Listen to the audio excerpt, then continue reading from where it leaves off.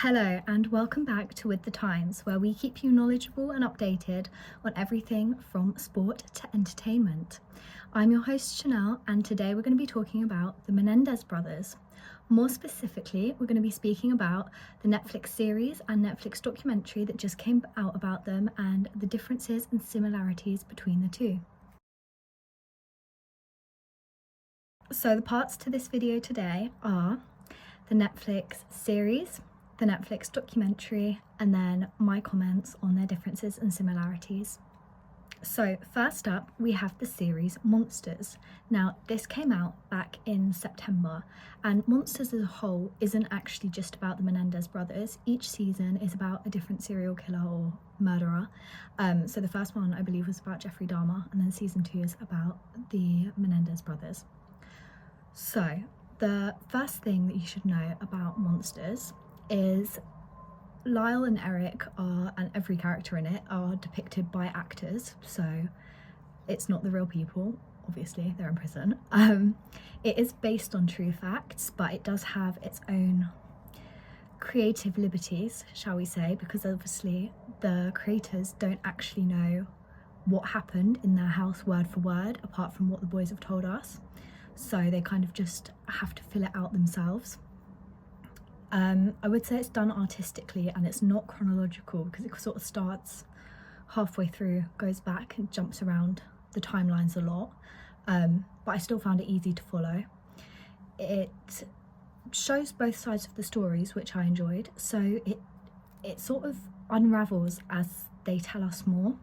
At the beginning, it starts when they're still telling everyone, if you know anything about the Menendez brothers, they told everyone that the mafia killed their mum and dad when actually they killed them. So it starts when they've told told everyone that the mafia has killed their parents, and it depicts scenes of like the mafia going in and killing their parents, and it sort of goes based off believing in what they said is true, and it shows scenes that correlate with that. However, then when the jury overturns and they get sentenced to prison and decided that that they did kill them, and maybe out of cold blood, then it flips and it shows the side of like, what if Kitty, like their mum and dad, Kitty and Jose, that's it, were actually really kind, and it sort of does that little flip as well. So it shows like all these different viewpoints, which is quite interesting actually for a watcher, and it really picks your brains and sort of allows you to go, like, what do I think's going on here? I'd also say that it also, there we go, my next point, I've got them all here, so that's why I'm looking over that. Also, it plays on the fact that there is not solid evidence to back up the abuse narrative. So obviously, like, the abuse could only be showed by signs of abuse, which, because the trial happened like 3 years after their parents actually died, they didn't have that. So it plays on that fact, and at some points it does sort of two side-by-side scenes of like, if it was abusive or if it was all in the boys' heads, like if their parents had said something that they thought was abusive. So it was very much like I said, both sides of the story, side by sides, very much what if. I will say it's very gruesome in all the points where it's showing these side by sides and what if. Obviously it shows the killing of their parents and it shows them more than once. So I found that a little bit of a hard watch because I don't really like gruesome things.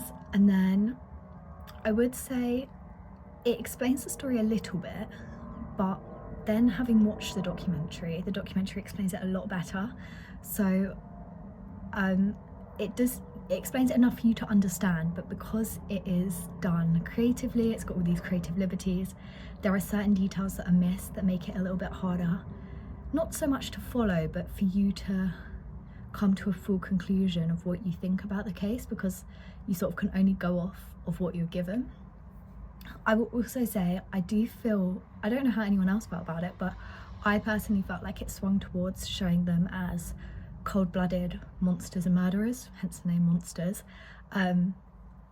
rather than showing their innocence. So that's also something to keep in mind, but I do think that's also a really nice contrast with the documentary if you were to watch them both like one after the other, because the documentary is as I'll get to in a minute, done by them, so it swings the other way. Also my last point on it is I felt that the series I kind of felt like a jury member when I was watching it. It was almost as if I was the jury and I was trying to unpick what had happened, because it's so out of order and unchronological, and then you've got what they're saying and then their contradictions all being shown at you at the same time. I did honestly feel like a jury member listening to both like the trial happening, and so I think that was really fun as well. And then when you get to the end, it's sort of like I was still a little bit confused. I was like, what's real, what's not real? No idea, but kind of how a jury member might be. So that is all for the series. So then we have the film. Now, one thing to preface about the film is that it's a documentary, but docu-film. So it does have scenes of the actual trial, and then it has interviews with real people who were involved, and then it has the voices of Lyle and Erik, like their actual voices and interviews played over the top.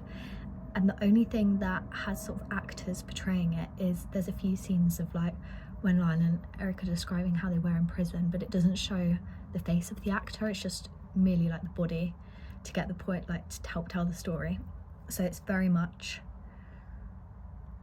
true to real life events. There's nothing in it that's been made up as such, apart from that little bit with the actors.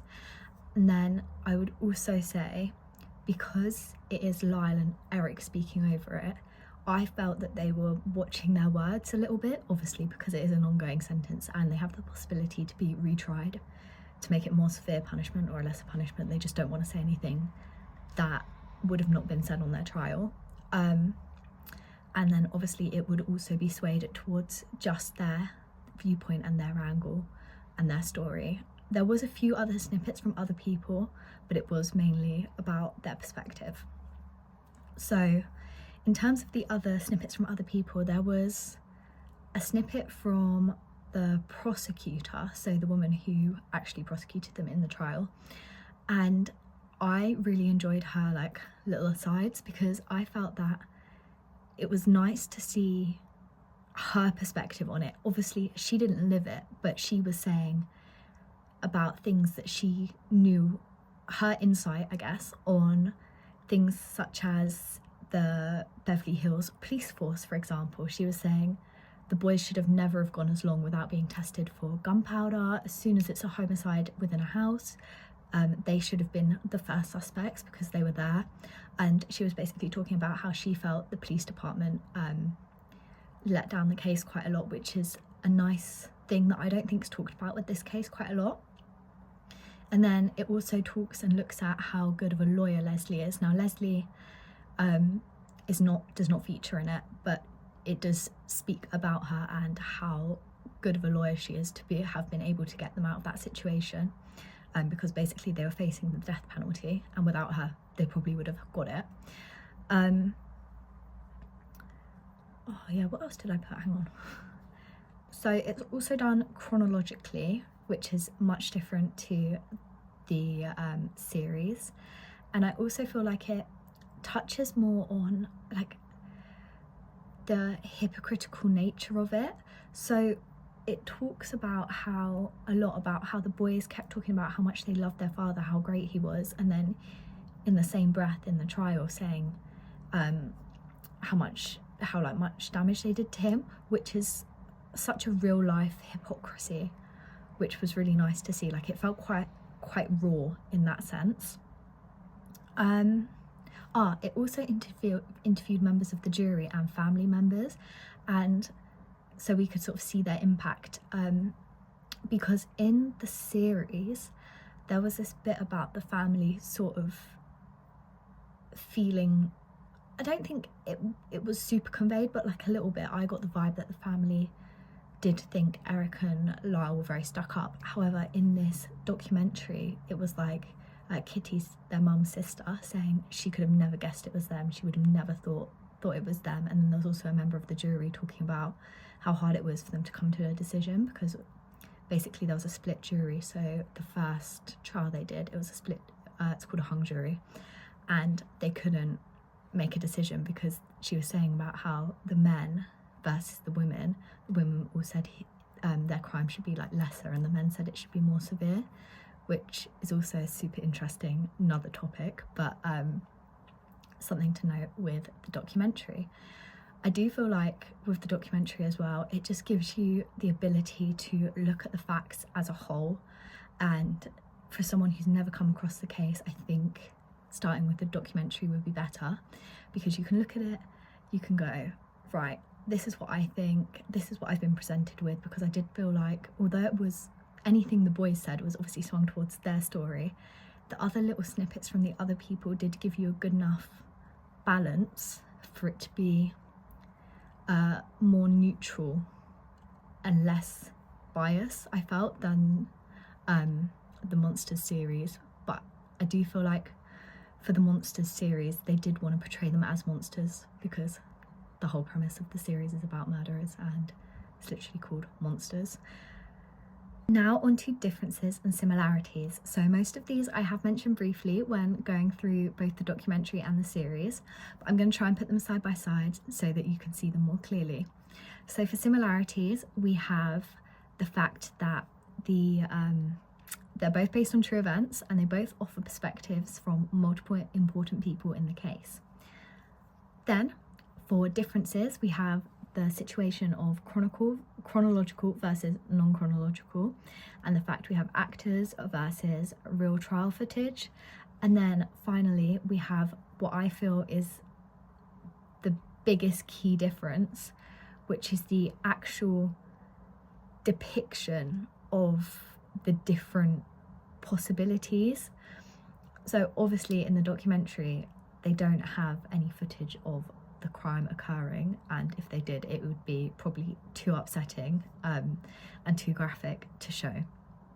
But in the series they have their creative liberties, as we said. So I think the biggest difference, and it really depends on your preference, so if you prefer to just see the cold facts and make a decision for yourself, then I'd go with the documentary. But if you like to be presented with many different possibilities and let your imagination go on a bit of a wander, then the series is definitely for you, because it basically shows multiple different scenes throughout the whole series being played from the boy's perspective, then from the possible parents' perspective, then from what the therapist is hearing, and then there was one, what was the other one from? I think there was some others from like the parents' therapist as well, because it sort of delved into like maybe Jose had some issues and things like that. So it really, I felt, gave a well-rounded picture of possibilities, which for me and my imagination was my preference. So that is all for today's video. I hope you enjoyed and learned something new. Now, if you did, please like, as it really helped me out. And if you'd like to see more, please subscribe, as I bring out a new video each week.